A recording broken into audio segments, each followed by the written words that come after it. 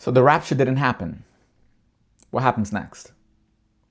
Hey everybody, my name is Felipe and I'm a pastor here in the city of Boston. I've been ministering as a pastor for about 8 years now. And man, my eyes were just amazed upon looking at TikTok, Instagram, YouTube, and all these social media outlets about all these people that are really with their eyes set on this whole rapture thing. For those that don't know, just a brief recap. I'm sure most know, but if you don't know, let me just recap it for you. There was a South African ex-pastor. His name was Joshua Malakala. Why am I saying was? He's still alive. We don't know what he's doing right now, though, but I think we can get to that later. But sometime earlier this year, he got on a podcast somewhere in South Africa, and he shared with the hosts that he was 100% certain that the rapture would happen on September the 23rd or the 24th of 2025. Today is September the 25th, and the rapture has not happened. And I cannot imagine the pain and the anguish that a lot of people are going through right now. I saw so many people online just, sharing posts and creating reels and maybe posting on TikTok. And the level of assurance, the level of certainty was scary. Listen, I'm in my 30s. I'm 35. Hey, I'm in that threshold of being young and old. But I am old enough to remember times in my life where, rapture predictions were made. I remember back in 2011, there was another big one that happened. I don't remember exactly if it was in September or if it was in May. I think it was in May. It was earlier in the year that this, Christian leader of great renown made this prediction, and everybody got on board. This was the days before TikTok. These were the days, before Instagram got into the whole short video scheme that it's on right now. Instagram was really just about pictures back then in 2011. And basically it was picking up steam, and it picked up steam. Jesus didn't come back, obviously. But this one of 2025 just hits different, doesn't it? It hits different for me because social media is at such a level these days that, you just can't compare it. You can't compare social media from 2011 to social media today. I mean, the pace, and I think TikTok is a big reason as to why this is. The pace as to how short videos are shared online today is immense. So I imagine this whole idea of a rapture in 2025 just spreading way more than the idea of a rapture in 2011 ever did. It probably outdid that hype times 10 in 2025. And so basically going back to what we were saying, I digress. Joseph Malakala came up with this idea. He claimed that he received the vision from God, and that he was sure 100% that Jesus told him in a vision that the rapture would happen on September the 23rd or the 24th of 2025. He wanted to bring a connection, a bridge with the Jewish holiday of Rosh Hashanah, which is basically like the start of the year in the Jewish calendar, like the new year in the Jewish calendar. He saw some kind of a link or a connection in that, and he went with it, and it picked up a lot of steam. I think especially through TikTok in the last few weeks, I'd say about a month, it picked up steam, and the hype was real. Some people were making memes about it. I don't condone it. I knew what was going to happen. I knew that people would be disappointed. I was like, I'm not going to get in this hype. I'm not going to get in this train of making fun of this event, because people's real lives are at stake here. Their lives are at stake. I mean, I saw videos of people who were claiming that they were giving away their life savings. They were giving it out. There was even a cab driver, I think, that he recorded something on TikTok. He was like, hey, I picked up this couple from church. They were crying. And they said the rapture would happen and that they wanted to bless me. And they gave me like $2,000 roughly in the car ride. And I was like, wow, that is insane. People were just out here partying with their assets, selling cars, sometimes even just giving it away. Some were even considering just, selling their homes because they're like, hey, we're getting raptured. We're going to heaven. We're going to be with Jesus for all eternity. And we're not going to need any of this stuff. And now they're having to face a very difficult moment. Now the dust settles. And nobody can find this guy, Joseph Malakala. I'm looking for this man. Has he posted somewhere? If any of you guys know, please share it in the chat. Put a link somewhere. Talk to me. I want to know. I want to follow the story. Let me know where this guy is. But man, it's just sad to see something like this take place, because if you are a practicing Christian and if you have a general knowledge of the Bible, you have some kind of a connection, a daily contact with the Bible, and you study it. Maybe you've gone through Bible studies with a pastor, with an elder at a local church. You would have approached the biblical topic of the return of Jesus. You would have to. Every Bible study touches on that. Okay. And I know that I teach it as a pastor.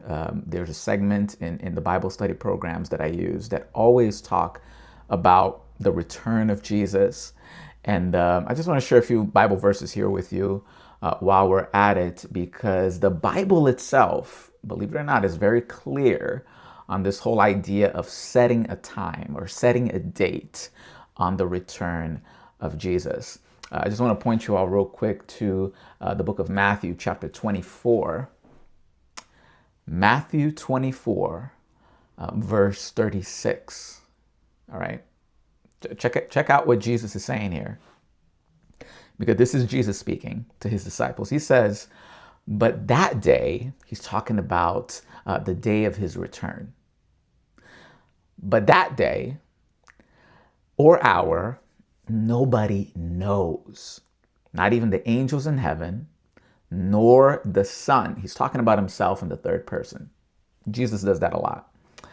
But only the Father, only God the Father knows when Jesus is supposed to return. And that's something key. It's coming out of the mouth of Jesus himself. This is not just, some random apostle that came up with this and then put it together and they're like, oh, there's Apostle Jack. This is Jesus. This is the one we're waiting for. And he himself says it, hey, nobody knows the day, nobody knows the hour. And, that should be enough for us. But as human beings, knowing that as humans we struggle with waiting and we struggle to be patient, it's understood that we would try to just come up with some kind of solution to a vague topic or an information vacuum that we struggle to fill. And through the years, not only this guy Joseph Malakala, or Brother Joseph, as he's called online, but many others through the years have tried to fill in that gap when it was never meant for us to know, right? Mark 13, verse 32 to 33 says, but about that day or hour no one knows, not even the angels in heaven, nor the Son, but only the Father. So be on your guard. Look at what the Bible is saying. Be alert. You do not know when that time will come. So it's basically the same passage as before, but there's a little added portion at the end, right? Jesus is telling us a little bit more on this passage. Be alert. Be vigilant. You don't know when this stuff is going to happen, but just, be on your guard. That should be enough for us. There's a parable that Jesus tells in the book of Matthew, chapter 25. It's the parable of the 10 virgins. It's one of the few parables that Jesus teaches that is directly connected to the idea of Jesus coming back. Okay? And he teaches this parable, and he says, in comparison to the wedding customs of his time, the first century, Jerusalem, Palestinian, Middle Eastern region, the culture was that the bridegroom, after sealing that marriage contract with the bride's father, he would go away and he would build a house for him and his new bride. And he would only come back once the house was finished. Okay? And basically the custom at that time was that he would come at a very unknown time. Like nobody would be like, oh, he's coming next week on Tuesday, just be ready. Or he could come at any time. The culture and the custom is that nobody could know when the groom was coming. And to add that on top, the groom would always delay. I know that in our day and age, it's usually the groom at the altar that's waiting for the bride, and sometimes she delays. But in Jesus' time, in the Bible accounts, it's the opposite. So it's the bride who's waiting and the groom that's delaying. The groom is supposed to take long because it's the custom. But what the bride and the bridesmaids were meant to do is that they were called to wait. They had to be ready. They had to be dressed in their celebratory clothing. Okay, they had to be ready with their lamps, as Matthew 25 says. And the parable, Matthew 25, of the 10 bridesmaids, it says that half of those bridesmaids willingly went to this whole waiting party, waiting for the groom, but they were not ready because it was in the middle of the night that the groom was expected to arrive. And because there was no electricity back then, they needed lamps. And lamps needed oil to be able to function. So half of them bring extra oil because they're knowledgeable of the fact that the groom culturally delays. But the other half don't. And basically, that shows the lack of preparation that some people will have prior to the return of Jesus. Even Christians, folks. That's why it's important for us to stay on our guard, to stay alert, and to be ready. Listen, there's a line from one Christian rapper that I like, that I use every day in my life. It says this: if you stay ready, you don't have to get ready. That's Andy Mineo, by the way. If you stay ready, then you don't got to get ready. Okay? So basically, we have to stay ready.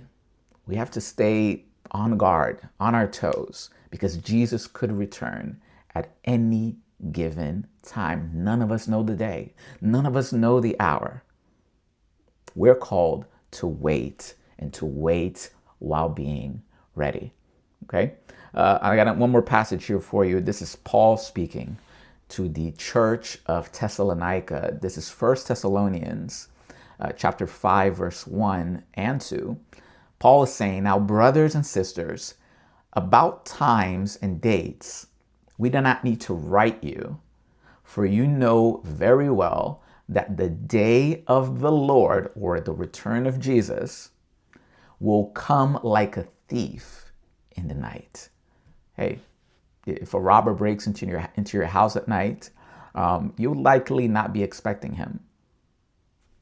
You see, that's exactly the type of return that Jesus is going to have. It's going to be a surprise. We're all going to be surprised. But if we are ready, then we won't have to worry about getting ready. Because honestly, folks, the Bible tells us that when Jesus comes back, it's already too late. The parable in Matthew 25 goes on to say that because half of the bridesmaids were not ready, they had to go out and buy oil in the middle of the night. And while they were away, the bridegroom came and he went with the whole wedding party into the house to celebrate, and the door was locked. Then all of those bridesmaids that went to buy oil and then came back, they were knocking on the door like, "Oh, groom, let us in." The groom tells them, "Hey, I don't know who you guys are." That was the cultural custom of Jesus' time. When the door was shut, bro, when the groom came and the door was shut, it was over. Party over. There's no decision making that you can still make when that happens. When Jesus comes back to this world, guys, the room for deciding to say yes to Jesus in our hearts, that time would be long gone.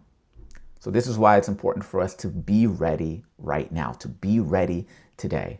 Man, I feel sorry for these people, man, that went through all this stuff. I'm looking at some articles right now from Teen Vogue, Teen Vogue out of all outlets, just talking a little bit about the rapture fatigue that some people have.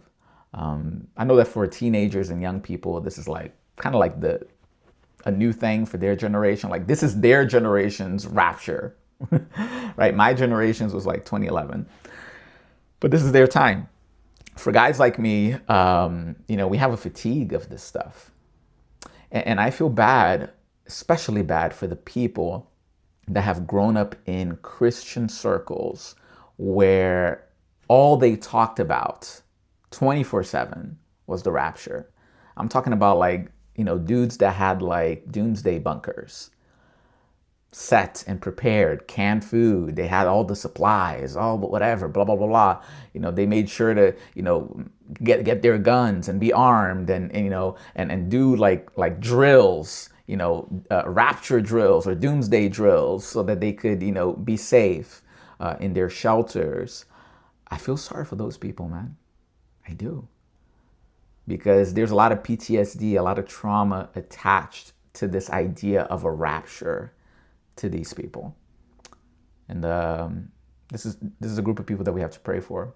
Also the group of people that, man, quit their jobs, sold their houses, gave away their cars, emptied their bank accounts, thinking that, by today, they would be in heaven with Jesus. And, it's a Wednesday and they're having to go to work and now figure out what they're going to do with the rest of their lives.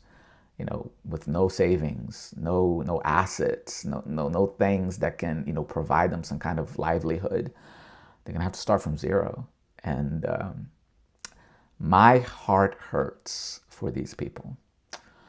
But I'm going to keep following the story. Like I said, this is it for me. Thank you guys so much for tuning in. I appreciate it. Hey, give a like on the video. Let us know that you appreciate this type of content. I want to follow this story.